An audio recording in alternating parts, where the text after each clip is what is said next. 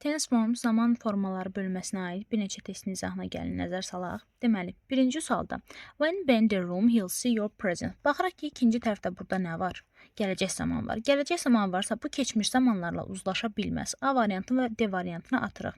Həmçinin when olan tərəfdə gələcək zaman, yəni will shall işlətmirik. C-ni də atırıq, Y-ni də atırıq.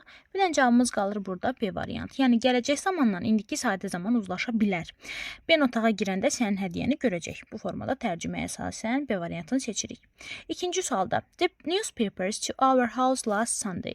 Burada artıq zaman indikatorumuz özünü göstərir. Zaman zərfimiz keçmiş zamandır, keçən bazar günüdürsə, deməli ancaq keçmiş axtarmalıyıq. O da bir dənə hansı variantda var? Y variantında var və cümləmiz məhsul növdədir. Qəzetlər bizə gətirilib keçən bazar. Yəni bunların hamısı belli. C və B variantları indiki zamandır, A variantı gələcək zamandır, D variantı indiki bitmiş zamanın məhsuludur. Bizə lasta görə keçmiş sadə zaman lazımdır. Üçüncü sualda baxırıq. No news from Sam since his departure. Ümumiyyətlə since for görəndə demişdik hansı zamana qaçırıq. Bitmiş zaman, davam edib bitmiş zamanlara baxırıq. Yəni Sam'in gedişindən bəri heç ondan xəbər eşidilməyib. İndi də eşidilməyib deyirik. Ona görə burada D variantını seçəcəyik. Burada da həmçinin məhsul növ var. Məhsul növdə də bitmiş zamanda have, has been plus participle to'dan istifadə edilir. Dördüncü sualda eat for a few hours when I left home. Burada da baxırıq zaman budaq cümləsinə when bağlacısından bağlanıb. Burada tərəflərin zamanına mütləq fikir verməliyik, xəbərin zamanına. Left keçmiş zamanda olduğu üçün deməli ancaq keçmişlər seçməliyik biz. D variantı indiki zamandır. A variantı indiki davam edici zamandır. C variantı gələcək zamandır, gələcək bitmiş. Və Y variantı həmçinin indiki davam edib bitmiş zamanda. Bir dənə qalır burada B variantı. Yəni keçmişlə keçmişi uzlaşdırırıq. Beşinci sualda my son told me that he a well-paid job a week before. Burada da yenə xəbərimizə baxaraq keçmişdirsə, uzlaşmayanlar atırıq. C, Y gedir, D gedir, B gedir. Elə bir dənə burada qalır A variantı. Burada qeyd etmək istərdim ki, demişdik ki, keçmiş bitmiş zaman, keçmiş sadə zamandan əvvəl baş vermiş olur. Oğlum dedi ki, ona yaxşı maaşlı iş təklif edilib. Deməli, oğluma iş təklif edilməsi birinci baş verir, bu sonra mənə deyib. Yəni keçmiş bitmiş, keçmiş sadədən əvvəl baş verəcək.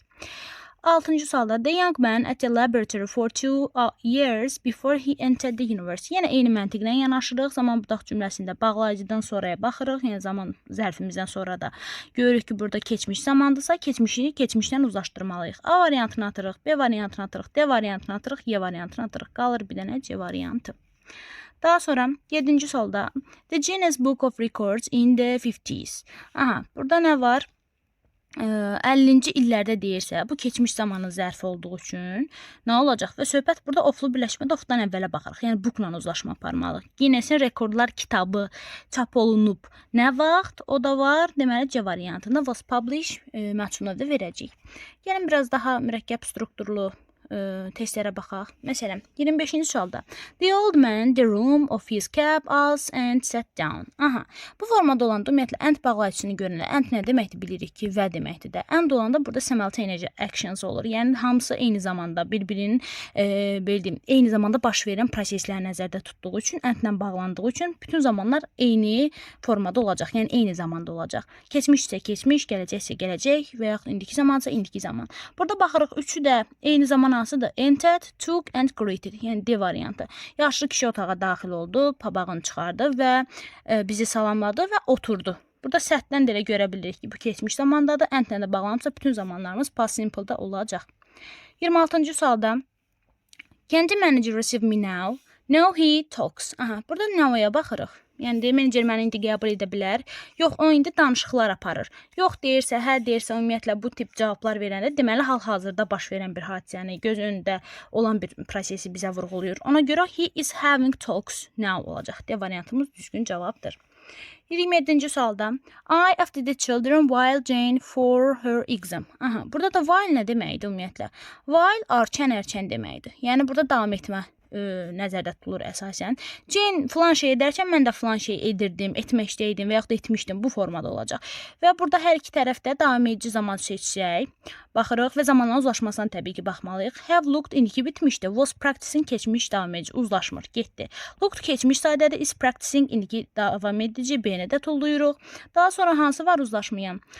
Y variantında have been looking indiki davam edib bitmişdi. Practice keçmiş sadə. Bu da uzlaşmır. Və C variantında da look indiki sadədir. Had been practicing keçmiş davam edib bitmiş. Bir dənə elə zaman uzlaşmasına baxsaq daha asan tapmaq olur.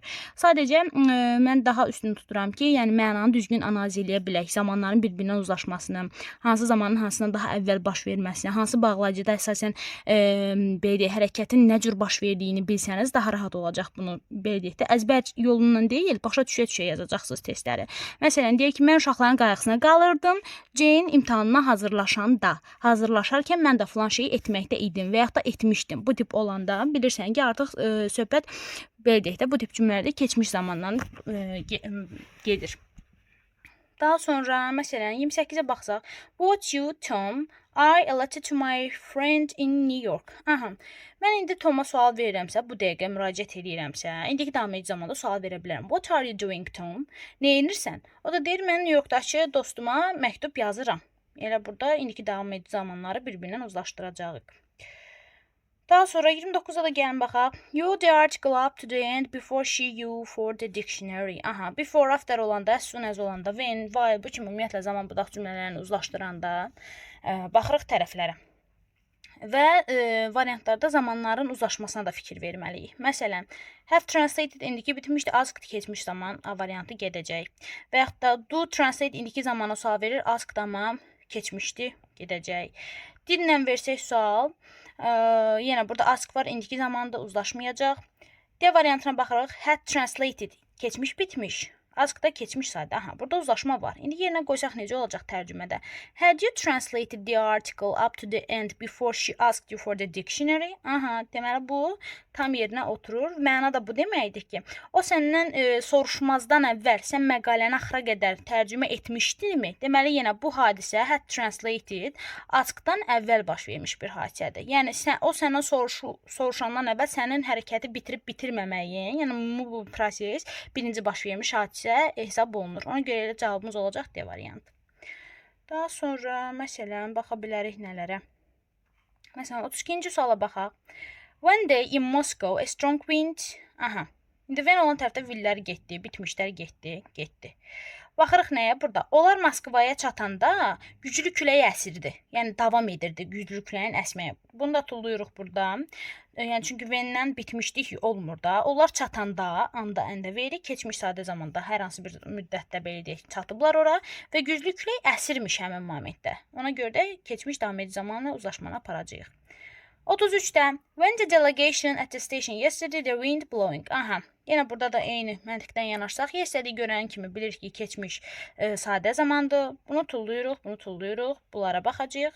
When the delegation arrived at the station yesterday the wind. İndi zamanlar uzlaşmasına baxsaq, arrive'dan has stop hansı zamandadır? İndiki bitmiş uzlaşmır. Stop hansı zamandadır? İndiki sadə uzlaşmır. Bir dənə qalır bu. Arrived had stopped. Yəni delegasiya, nümayəndə heyəti dünən stansiyaya çatanda külək dayanmışdı. Küləyin əsməyi dayanmışdı. Bu formada tərcümə olunacaq.